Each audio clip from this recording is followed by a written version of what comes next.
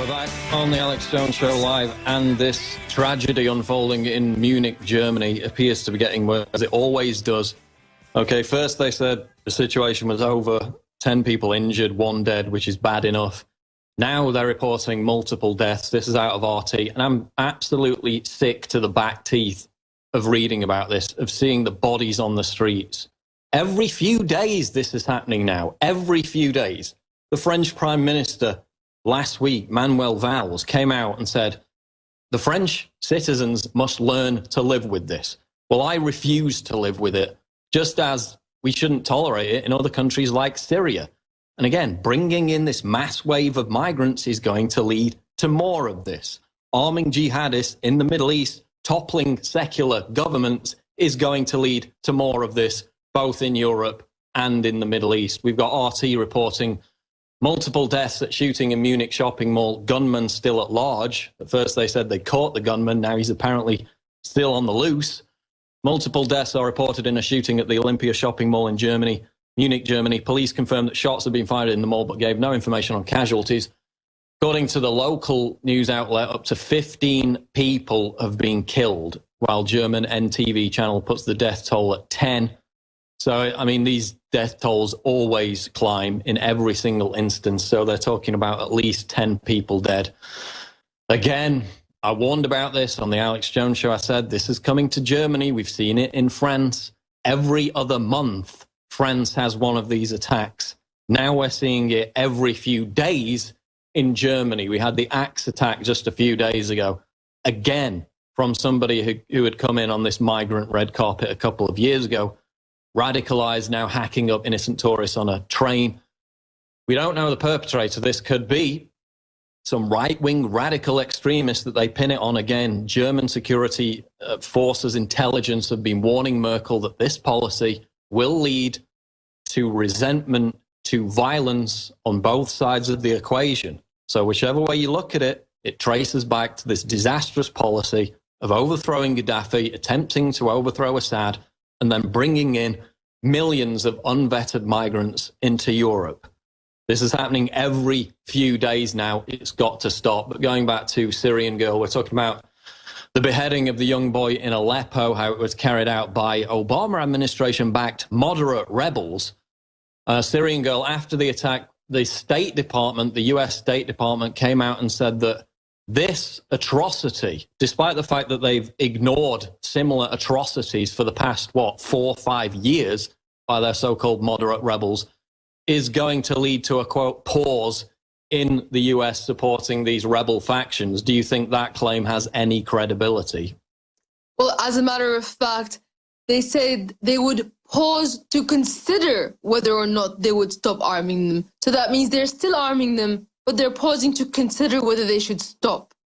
And, you know, the interesting thing is, 3 years ago when the video came out of the rebel who was eating a human heart that, he cut out of a soldier's body, which was one of the moderate US-backed rebels, the propaganda that came out was that he's just an individual, this is just an individual act, we distance, the rebel groups distance themselves from him, but then no repercussions ever happened to him. And in fact, the BBC interviewed him about what his, what the cause of him doing that is, and basically humanizing this demon. And now we're seeing a similar thing happening before our eyes, where they're investigating who these people are, and they were told what to say. The leaders of this rebel group that still wants weapons from the CIA said, oh, this was a mistake, an individual mistake. Whoops, we beheaded a 10-year-old boy. What a terrible mistake. And it's almost as if it was by accident. Now, the thing is, I'm certain that beheadings like this have been happening all the time. I've seen it since 2012, when there wasn't even a such thing as ISIS in the picture, even Jabhat al-Nusra. I've seen, unfortunately, a video of groups purporting to be moderates from 2013, where they were trying to feed a severed head pancakes, and this video is on Live Leak. So this isn't the first beheading that the moderate rebels have committed. However, it's the first one that the media has picked up because it was a 10-year-old boy and it was specifically a CIA vetted group. Okay, we'll be back after the break with more on that, more on the shooting in Munich.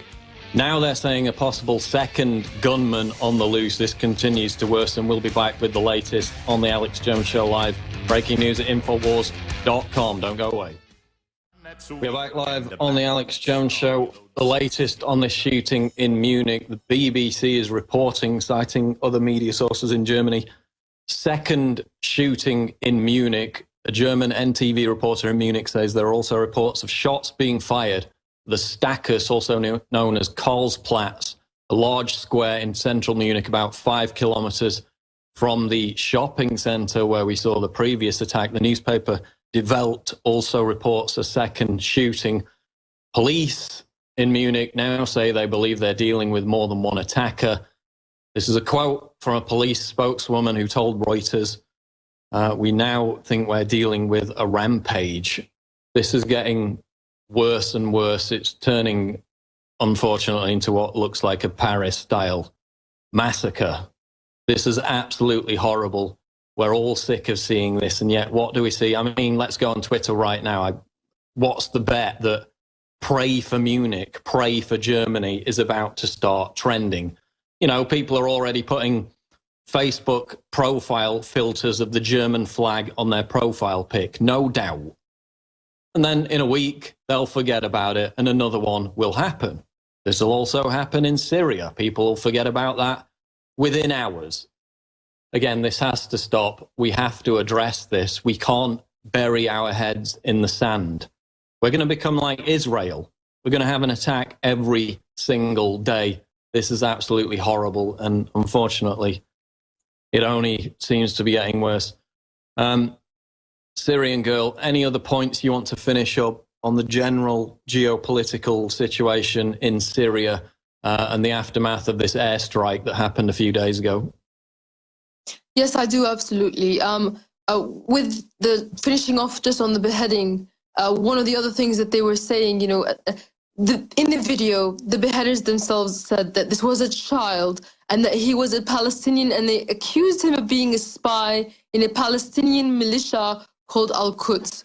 Now there's a forged fake ID of this kid saying that he was 20 and in the Air Force intelligence and not a Palestinian, and basically a clear forgery. And some journalists, the really hardcore rebel supporting journalists that have been supporting them as moderate freedom fighters since the beginning, have regurgitated this, and it's really disgusting, because the idea is that if we can lie and say this child was not 10 but 20, that makes beheading him in such a disgustingly brutal way okay, but anyone could see that he was even not gone through puberty yet. There's a lot of things I'd like to say about the geopolitical situation. France is airstriking Syria. They are bombing specifically a city called Manbij, and that is because this is the only pocket that won't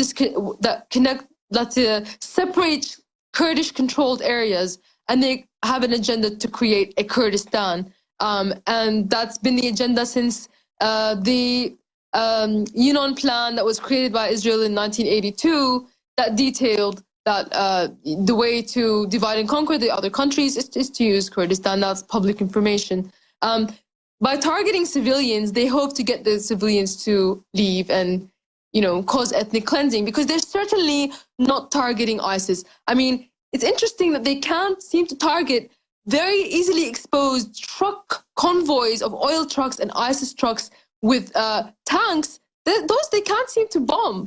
But, they can certainly bomb schools and hospitals and accuse others of doing the same. And the French airstrikes that happened, they had it planned in advance. And the idea that, these people are fighting terrorism is so ridiculous, because, as you mentioned, Valls said, Europe has to live with these terrorist attacks now. This Valls, in 2012, the Prime Minister of France, said that we can't do anything about jihadists from France that go and fight in Syria, because they're not fighting France or Europe, they're fighting the Syrian government. Hence, they're not doing anything Exactly. He said, illegal. we should just let them come and go, basically, because they're not our problem. They're fighting against Assad. We want him gone. Well, now they are fighting against France. You had the Nice attack, you had the Paris attack, you had the stabbing of a mother and 3 daughters. You've had the Axe attack in Germany. Now you've had this attack today. They let them come in and out of the country on a whim because they wanted to topple Assad, who was a secular leader who was dealing with Al-Qaeda. You know, it was a fairly prosperous country for the region. Women didn't have to walk around in headdresses. Women weren't being stoned to death. And now look at it. Now look at the mess that they've created, right? Absolutely. And they're still creating it. They're creating it before our very eyes. The vetted CIA-trained U.S. armed rebels are beheading kids. And nobody's talking about it. It's either, you know, pray for insert country and city. There's been so many now. You're praying for everything. And nothing is changing.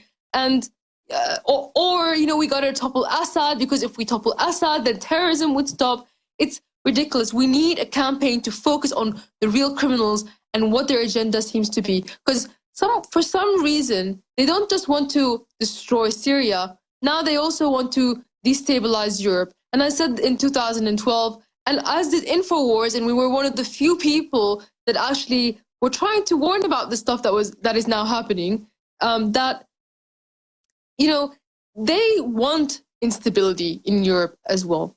They want it because they need it, because the economic situation isn't to their liking, and also because it is a controlled threat, and they can control people with it. They can cause clash between people and ignore the real target, which is the globalists. It is the people in Bilderberg who are making all these decisions. You know, Brexit was something that occurred that was totally threw them off. And the coup in Turkey has everything to do with what happened in Brexit. And France, the thing that happened in France with Nice, has everything to do with what happened with Brexit and the Turkish coup. I would just like to say... Tell us about the Turkish coup, because of course we had the claims that, you know, it looked like it was going to succeed for the first couple of hours. It eventually failed. Then we had fairly credible claims that it was an inside job on behalf of Erdogan to try and root out those insubordinates within the government, within the military. What does the evidence suggest? That was an inside job, the coup? I don't believe it is. I mean, the man had to go on FaceTime to save, to tell his people to come out on the street and protest. It was quite humiliating. The reason I don't believe it is because a few days before the coup, about 4 days, Turkey started making statements that they were sorry for shooting down the Russian jet, and they wanted to reaffirm their alliance with Russia, and they want to get closer to their regional allies. This was like a few days or weeks after Brexit vote happened, and basically the EU wasn't the same EU anymore, and Turkey wasn't desperate to join it anymore. So Turkey decided to maybe come up with a different foreign policy. And Turkey is also unhappy with the agenda to create a Kurdish state in Syria, because that's going to create a Kurdish state in Turkey as well. And of course, it's going to displace the Christian and Syrian population in Syria as a result. But I guess those people don't matter as long as the agenda is pushed. But Erdogan has been a criminal for the last 4 years, and there's no doubt that he has supported terrorism every step of this day. But he is not the biggest criminal. The biggest criminals were his puppet masters, which were in the White House, because obviously those people are far more powerful, and those people, there's a lot of indications that it was actually the CIA that was behind it. There was reports that came out that Russia actually tipped off the Turks. The leader behind the coup is in Washington, and Washington has refused to extradite him. If you look at the media, the mainstream media, for some reason, even though we've been calling Erdogan a terrorist supporter for ages, only now have they decided to say, yep, oh yeah, he is a terrorist supporter.